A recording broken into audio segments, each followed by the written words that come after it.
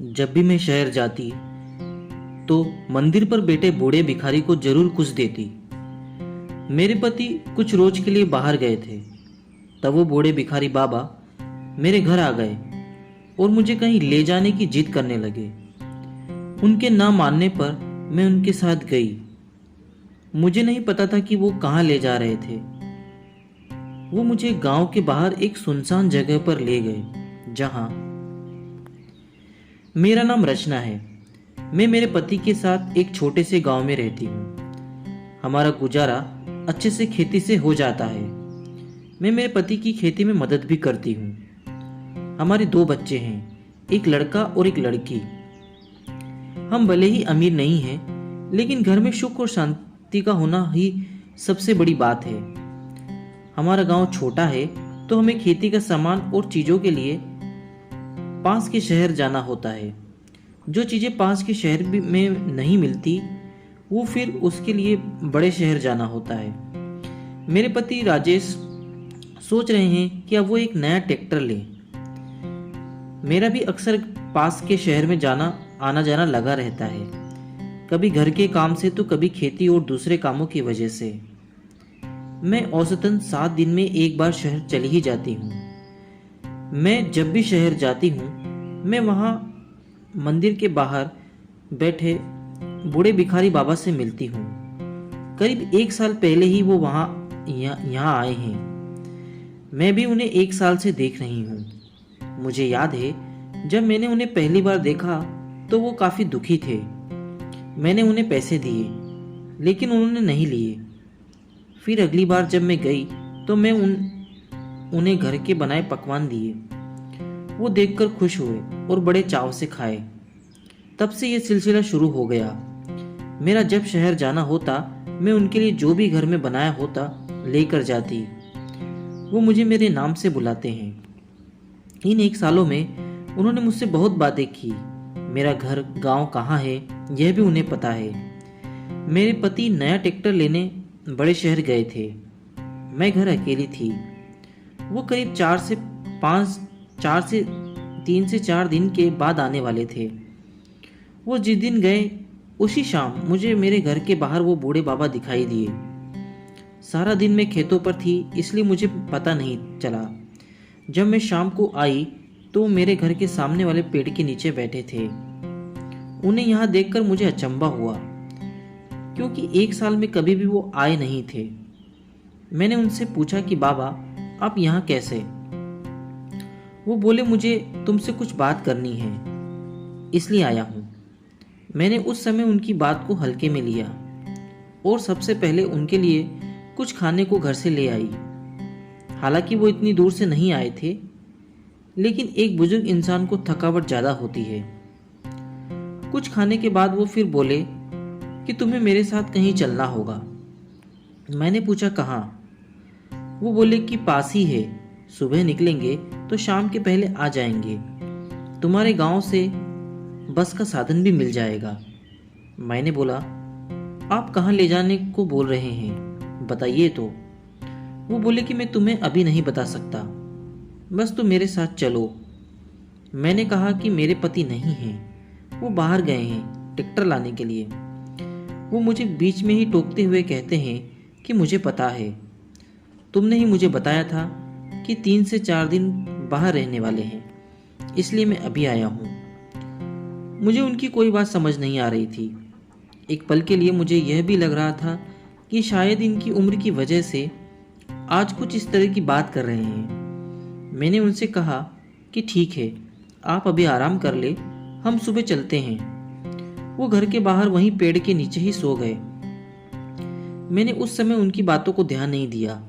मैं सोच रही थी कि शायद वो सुबह होते ही मुझे दिखाई नहीं दे, वहीं शहर के मंदिर वो वापस लौट जाएं। लेकिन ऐसा हुआ नहीं। सुबह जल्दी ही वो मेरे घर का दरवाज़ा खटखटाने लगे।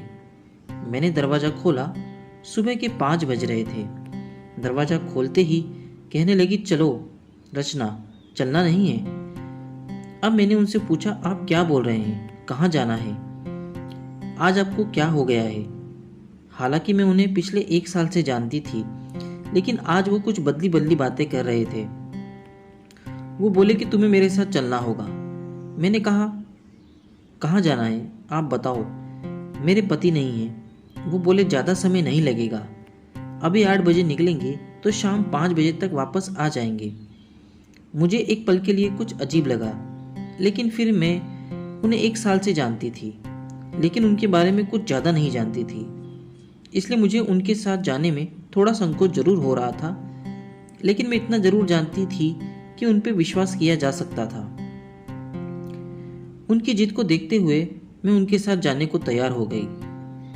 हमारे गांव से एक बस जाती थी। वो जहां जाना चाहते थे वो जगह करीब 40 किलोमीटर दूर थी। बस में बैठने के बाद हम करीब 11 बजे तक गांव पहुंचे। वहां उतरने के बाद उन्होंने कहा कि चलो मेरे पीछे आओ। ज़्यादा तेज वो चल नहीं पा रहे थे, इसलिए धीरे धीरे चलकर वो गांव के बाहर हो गए थे। करीब 1 घंटे से हम चले जा रहे थे। अब गांव के बाहर सुनसान जगह की शुरुआत हो गई थी। मैंने उन्हें कहा कि आप कहाँ ले जा रहे हैं। वो बोले कि थोड़ी देर और चलो, बस आने ही वाला है। उसके बाद भी करीब आधा घंटा चलने के बाद वो एक छोटी सी झोपड़ी में पहुंचे। बाहर से देखने पर जर्जर थी। उन्होंने उसका दरवाज़ा खोला, उसकी चाबी उनके पास थी। झोपड़ी में जाने के बाद वहाँ मुझे सिर्फ पत्थर दिखाई दिए। उन्होंने कहा कि ये बड़ा पत्थर हटाओ। मैंने हटाया और फिर उन्होंने वहाँ खोदना शुरू कर दिया। धीरे धीरे खोदने के बाद उन्होंने वहाँ से एक बड़ा संदूक निकाला, जिसकी चाबी भी उनके पास थी। उन्होंने वो बड़ा संदूक खोला और मुझे दिखाया। वो संदूक पैसे और जेवरात से भरा था। मैंने देखते ही पूछा, यह क्या है बाबा और किसका है? वो बोले, बेटी ये मेरा है और अब ये तुम्हारा है। ये पहली बार था जब उन्होंने मुझे बेटी कहा। मैंने कहा, आपका कहाँ से आया? उन्होंने कहा कि मैं तुम्हें पहले बताता तो तुम मेरे साथ आती नहीं, समझती कि मैं पागल हूँ, इसलिए मैंने तुमसे कहा था कि मेरे साथ चलो। तब उन्होंने पहली बार अपनी कहानी सुनाई।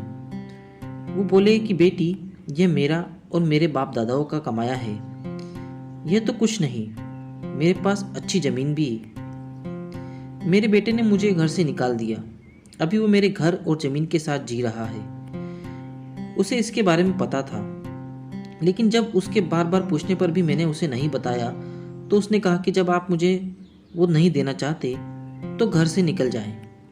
उस दिन से मैं घर से निकल गया और दूर जाकर मंदिर के बाहर जाकर बैठने लगा। तुम्हें मुझे मेरी बेटी दिखती है। मैं अब कितने दिन रहूँगा?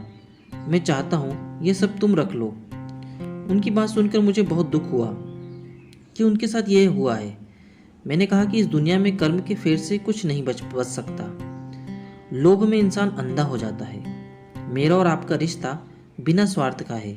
मैंने कभी आपसे कुछ नहीं चाहा और अब भी मैं इसे नहीं लूंगी। इस पर मेरा हक नहीं है। मेरी बात सुनकर उन्हें हैरानी हुई। हमें बस अपना कर्म और कर्तव्य को निभाना चाहिए। आप अपना कर्तव्य निभाएं। आप पिता हैं, आपका जो है वो अपने बेटे को दें। मैं इसे नहीं ले सकती। उनके कर्म उनके साथ होंगे, हमारे हमारे साथ। वो बोले कि बहुत पैसा है, इतना कि आसानी से तुम्हारा जीवन निकल जाएगा। मैंने कहा कि पैसा तो आपका है, आपके पास ही था, आपका आसानी से निकला। क्यों आपको मंदिर के बाहर बैठना पड़ा और इसे छुपा कर रखना पड़ा? जो पैसा आपके घर में शांति नहीं ला सका वो मेरे साथ क्या करेगा? हम जो मेहनत से कमा रहे हैं उससे मेरा जीवन अभी शांति से चल रहा है। मुझे माफ़ करें। मैं तो कहती हूँ छोड़िए जिद, आप भी शांति से जिए, दे दें उन्हें पैसा। वो बोले कि बेटी मैंने सोचा कि आज मैं तुम्हें कुछ धन देकर तुम्हें खुश कर दूंगा, उल्टा तुमने मुझे ही कुछ सिखा दिया। जीती रहो बेटी। मेरी बातें सुनकर वो वहीं बैठ गए। उन्होंने कहा कि अब तुम चाहो तो जा सकती हो, मैं कुछ देर यहीं रहूँगा। मैं वहाँ से आ गई।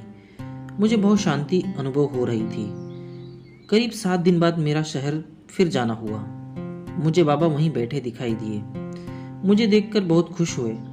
पास गई तो बोले कि मैं उन्हें वो पैसा दे आया। बहुत शांति का अनुभव कर रहा हूँ। धन उनके लिए महत्वपूर्ण था तो मेरे लिए भी तो था। वो लेने की जिद पर अड़े थे और मैं न देने की। धन के भूखे तो हम दोनों ही थे।